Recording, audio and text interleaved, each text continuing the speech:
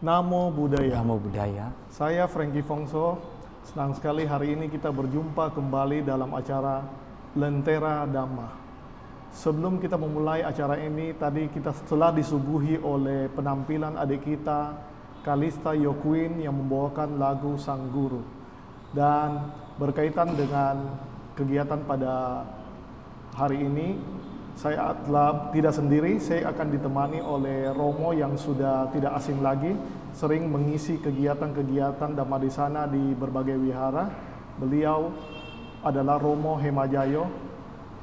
Namo Buddhaya. Namo Buddhaya.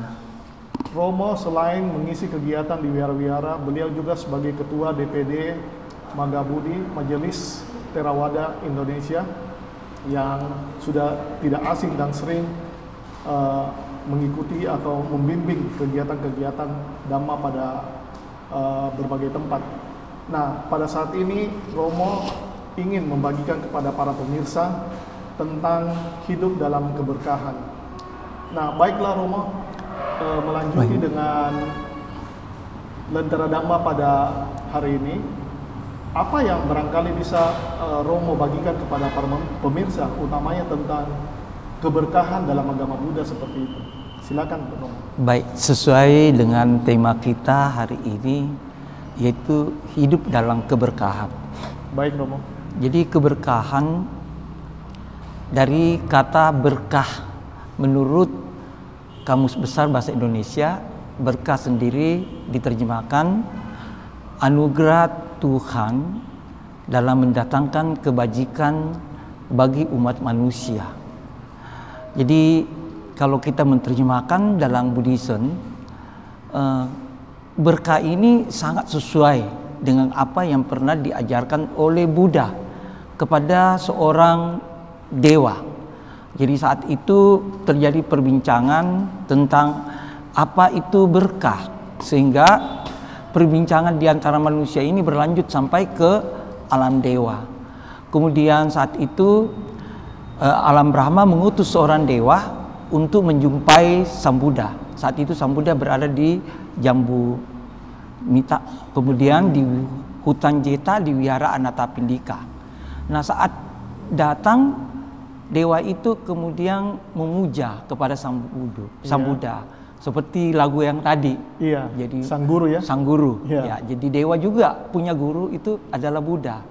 Nah, dewa itu berkata kepada Sang Buddha, bertanya, banyak manusia dan dewa bertanya tentang berkah yang diharap membawa keselamatan Dalam kehidupan manusia maupun dewa. ya, Ya, jadi, seperti itu. Nah, kemudian dalam Manggala Sutta itulah Sang Buddha membabarkan apa itu berkah utama. Ini ada dalam Kundaka Nikaya Sutta Nipata. Jadi, Apa saja itu berkah utama, Romo? jadi dalam syair yang dibabarkan oleh Buddha itu ada di 38 syair. Nah, 38 syair ini mencakup sesuatu pengembangan diri pribadi, pengembangan kebajikan bagi keluarga, kebajikan bagi lingkungan masyarakat, dan tentunya bagaimana seorang itu mempunyai moral. Kemudian ya tujuannya adalah mencapai cita-cita dari umat Buddha. Berkaitan dengan yang Romo sampaikan tadi mengenai berkah utama yang disampaikan oleh Guru Agung kita, yang tadi saya tangkap itu ada mengenai untuk diri sendiri, keluarga, lingkungan, dan mempunyai moral yang baik. Nah, bagaimana kita menerapkan berkah utama ini, ya, utamanya kepada diri kita, keluarga, lingkungan, dalam kehidupan kita sehari-hari, Romo? Baik, mungkin saya agak mundur sedikit. Iya, silakan Romo. Jadi kita berbicara tentang hidup. Iya. Nah, ketika kita membuka Kamus Besar Bahasa Indonesia, hidup itu adalah sesuatu yang masih ada, yang masih bergerak, yang masih eksis. Nah, dalam agama Buddha, kehidupan ini ada dua tujuan. Tujuan yang disebut lokia atau duniawi, dan tujuan yang disebut lokutara atau di luar duniawi. Maka setiap umat Buddha seyogyanya mencari sesuatu untuk memperoleh kebahagiaan, baik yang sifatnya lokiya maupun sifatnya lokutara. Nah, maka untuk lokiya ada dua tujuan untuk memperoleh kebahagiaan, yaitu disebut boga sampada. Boga sampada adalah seseorang mempunyai berkah karena memiliki harta dunia, yaitu bersifat materi, dan harta dhamma atau pegangan yang bersifat kebenaran. Nah, itu salah satu dari tujuan dalam kehidupan lokiya. Iya. Nah, kemudian yang kedua adalah silena sugati yanti, atau setelah kehidupan sebagai manusia ini berakhir, dapat terlahir di alam surga. Jadi sebenarnya seseorang yang masih sifatnya lokiya ini akan ada dalam sebuah siklus kehidupan, yaitu mulai dari yang paling rendah itu adalah neraka, kemudian alam binatang, kemudian alam peta atau setan, kemudian alam asura atau iblis, kemudian alam manusia, kemudian ada 6 alam surga yang sifatnya masih terikat dengan nafsu indria, kemudian ada lagi 16 alam Brahma dan 4 alam arupa Brahma. Jadi yang dimaksud dengan lokiya ini adalah mereka yang masih ada dalam 31 alam kehidupan. Ya. Nah, perlu kita ketahui dalam pandangan agama Buddha bahwa kehidupan sekarang ini adalah lanjutan dari episode tidak tahu berapa ribu kalpa kehidupan. Iya. Sehingga terjadilah seperti sekarang ini. Maka seseorang itu bisa memiliki boga sampada tidak merupakan sebuah anugerah semata-mata, tetapi ada yang dia lakukan sehingga dia bisa memperoleh berkah. Seperti yang tadi, memiliki harta kekayaan, memiliki sebuah penuntung yang sifatnya kebenaran. Jadi harus ada tahapan-tahapan yang sudah dia lalui sehingga dia bisa sampai di tahapan seperti sekarang ini. Artinya Romo, pada saat seseorang memperoleh harta yang cukup dalam kehidupan sekarang dan kehidupan yang memadai pada kehidupan sekarang, itu berarti timbunan karma di kehidupan yang lampau yang telah ia lakukan seperti itu. Dan itu dianggap sebagai berkah utama buat kehidupannya sendiri, keluarga dan lingkungan, seperti itu Romo. Jadi nanti untuk mencapai tahapan itulah Sang Buddha mengajarkan Manggala Sutta. Nanti akan kita bedah itu. Jadi memang bagi umat Buddha surga bukan tujuan akhir. Karena sepanjang orang terlahir tadi di 6 alam nafsu, surga, 6 alam kehidupan. Kemudian bukan, jadi di alam kehidupan 31. 31 alam kehidupan. Ada alam nafsu. Jadi mulai dari neraka, binatang, setan, iblis, manusia, dan 6 alam surga ini dikategori sebagai alam nafsu. Kemudian ada disebut alam Brahma. Artinya itu bukan tujuan utama. Bukan. Ada lagi 4 alam arupa Brahma. Itu bukan jadi tujuan utama. Maka untuk membebaskan manusia agar terbebas dari siklus kehidupan ini yang akan mengalami proses lahir, karena terjadinya proses lahir maka akan ada diikuti dengan tua, sakit dan mati. Jadi termasuk alam Brahma, walaupun dia bukan lagi alam nafsu, dia juga mengalami proses kelahiran sehingga akan dilanjutkan dengan tua, sakit dan mati. Nah, untuk bebas dari inilah maka ada disebut dengan silena nibuti yantik. Artinya dapat terlahir di alam, bukan, dapat mengakhiri siklus kehidupan ini sehingga manunggal dengan ketuhanan yang Maha Esa yang disebut Nibbana, atau bahasa Sanskertanya disebut Nirwana. Artinya kehidupan manusia yang tadi di Romo sampaikan lokiya itu ada kan 2 hal, yang boga dengan silena. Yang boganya yang penerapan dalam kehidupan sehari-harinya itu dia ingin untuk mengikis sehingga tidak terlahir lagi kala manusia, dia harus mengembangkan silenanya. Seperti itu, Romo. Ya, jadi harus mengembangkan namanya parami. Ya. Jadi kita harus belakan karma baik, kebajikan, ya. Jadi dalam agama Buddha ada namanya punya. Ya. Ada namanya parami. Ya. Punya itu adalah perbuatan-perbuatan baik yang menghasilkan jasa. Ya. Sedangkan parami adalah sesuatu kebajikan yang dilakukan dengan tekad untuk keluar dari siklus kehidupan. Jadi kita perlu pahami bahwa ada namanya parami, ada namanya punya, begitu. Artinya dengan dia memiliki parami dan punya itu, dia berusaha untuk melepaskan diri dari kehidupan ini yang bisa mengantarkan kehidupan yang berulang-ulang yang tidak memberikan kebahagiaan.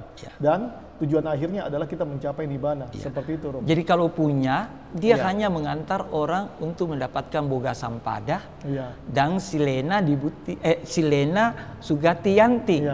Tapi kalau parami, dia akan mengantar orang menuju yang disebut silena nibuti yanti. Arti bebas dari siklus kehidupan, mencapai nibbana, manunggal dengan ketuhanan yang Maha Esa. Baik, Romo.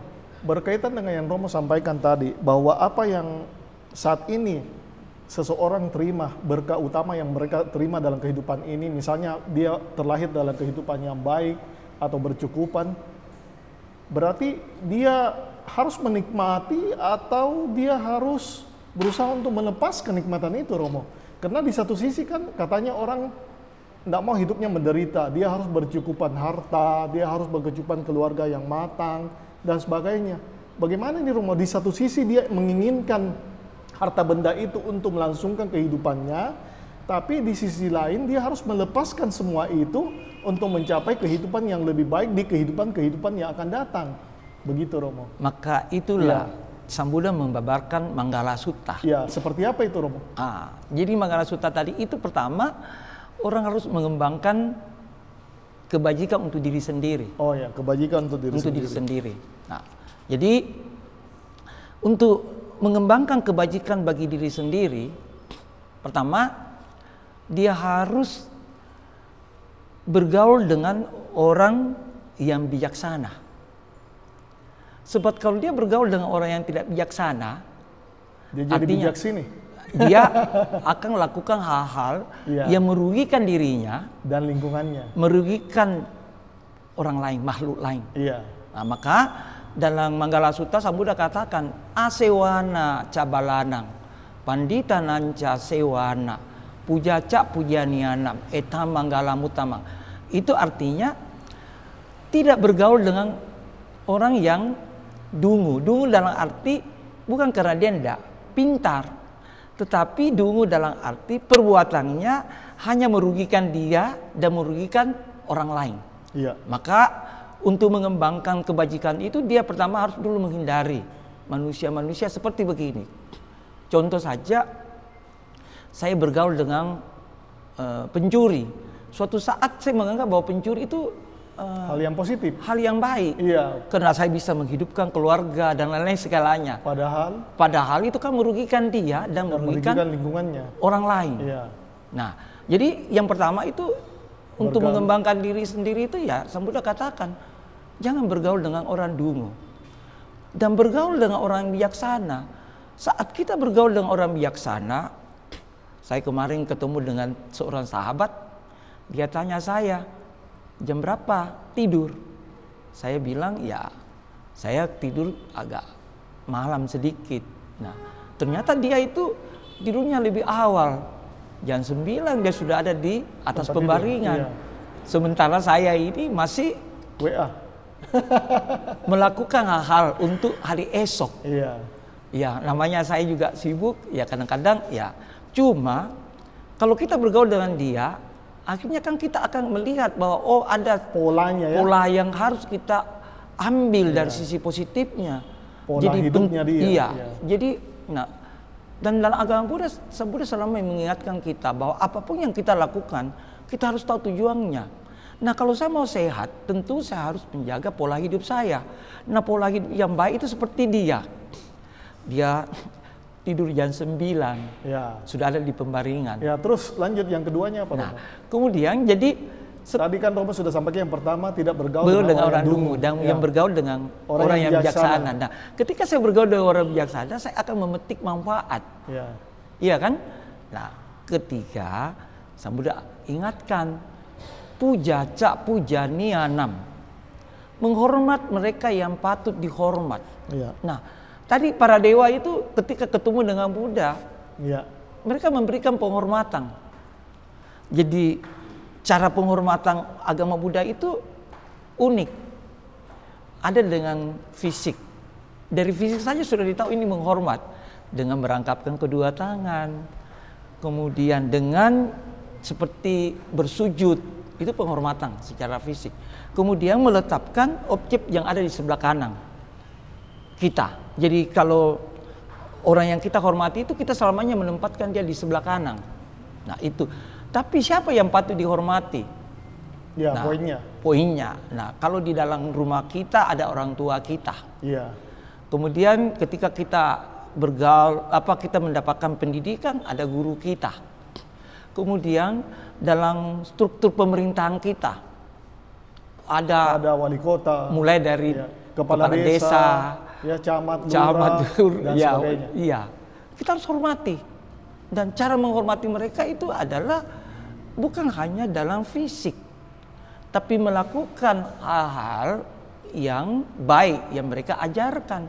Seperti dalam pemerintah kita harus ikut dengan regulasi-regulasi atau peraturan-peraturan pemerintah.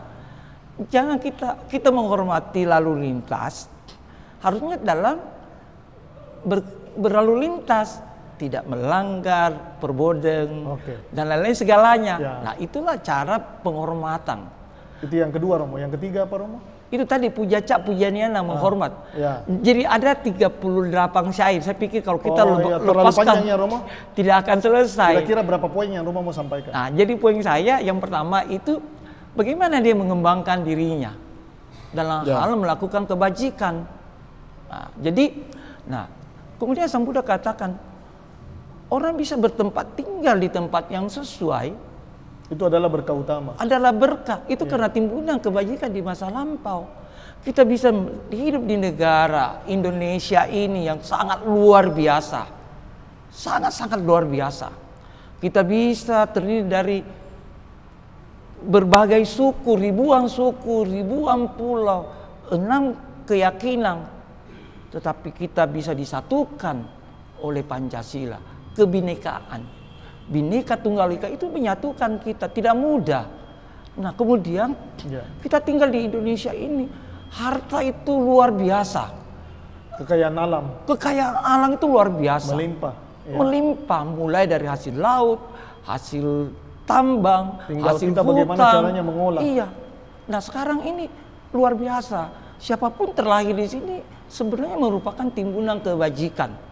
Tetapi kalau kita tidak lagi mengembangkan hal positif ini, negara ini akan hancur. Begitu, Romo. Iya, maka bertempat tinggal di tempat yang sesuai berkat timbunan kebajikan di masa lampau dan menuntun diri ke arah yang benar, ini adalah berkah utama. Kemudian Sang Buddha melanjutkan, memiliki pengetahuan, wawasan, ini juga akan menjadi berkah.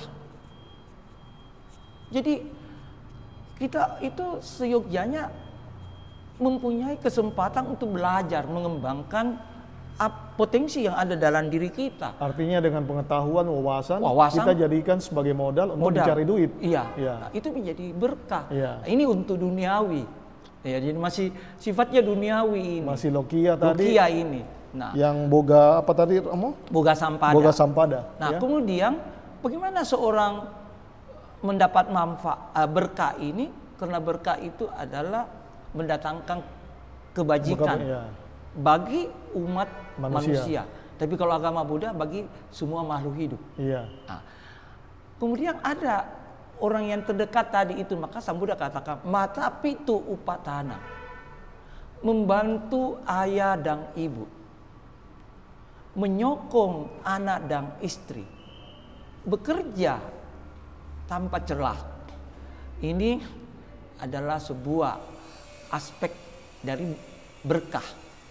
Jadi kita sekarang ini bisa ada hadir di lingkungan keluarga yang harmonis, baik, ya. tentu merupakan dampak akibat dari perbuatan kita di masa lampau. Baik, Romo. Kalau kita bisa menuntun anak-anak, memberikan mereka bekal pendidikan, pengetahuan, kemudian menjauhkan mereka dari kejahatan, kemudian mewariskan hal yang baik kepada mereka, maka kita menjadi orang tua yang baik. Nah, pada kehidupan ini kita sebagai anak kita harus membantu orang tua. Nah, ketika kita menjadi kepala rumah tangga, harus dapat menyokong anak dan istri. Baik, Romo. Baik. Nah, sekarang kita tadi sudah panjang lebar cerita tentang berkah utama yang tadi Romo sampaikan ada 38, tapi garis besarnya kita sudah tangkap dan pemirsa sudah tahu, baik dari pengembangan diri kita, tempat tinggal kita, menghormati orang yang patut dihormati, kemudian bergaul dengan orang yang bijaksana dan sebagainya. Nah, ini waktu kita yang dibatasi oleh waktu, Romo. Romo barangkali bisa memberikan kesimpulan, memberikan closing statement kepada para pemirsa, supaya para pemirsa bisa menangkap bahwa hidup dalam keberkahan yang bisa mereka jadikan patokan dan standar dalam hidup beragama, khususnya dalam agama Buddha, itu seperti apa, Romo?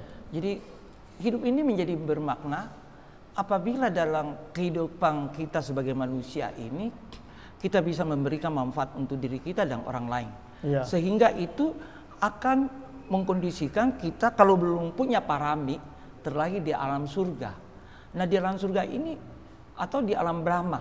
Nah, nanti setelah itu kita tetap harus berpegang pada kebenaran. Kebenaran itu yang nanti akan mengingatkan kita bahwa kehidupan ini tidak kekal. Nah, karena mengalami akan berlanjut kepada tua sakit mati, bagaimana kita harus memotong agar tidak lagi terjadi tua sakit mati itu. Nah, disitulah kita perlu mengumpulkan parami, bukan lagi punya. Kalau punya itu semua orang bisa berbuat, tapi kalau parami tidak. Dia ketika melakukan perbuatan baik, dia punya tekad. Tekadnya itu adalah bagaimana dia bisa melakukan kebajikan itu untuk melepaskan semua keterikatan. Belenggu. Ya. Nah, meskipun jadi ada sebuah kalimat yang terakhir dari Manggala ini, meskipun kontak dengan hal-hal duniawi, namun batin tak tergoyahkan, tiada susah tanpa doa, penuh damai. Inilah berkah utama. Baik, Romo. Waktu kita dibatasi, Romo. Saya ucapkan terima kasih Anomodana, Romo. Sudah mengisi acara Lentera Dhamma. Semoga acara ini bermanfaat bagi para pemirsa dan bisa menambah wawasan kita, pengetahuan dan pemahaman kita bahwa manfaat yang kita lakukan baik untuk diri sendiri maupun terhadap lingkungan kita, yang bawa pelan-pelan kita mengasah kemampuan kita, mengasah kebatin kita supaya kita bisa terlepas dari kehidupan ini yang dapat mengantarkan kita mencapai nibbana. Terima kasih Anomodana. Sabesata Bawantu Sukitata. Semoga semua makhluk hidup berbahagia. Sadu, sadu, sadu. Arahato, sama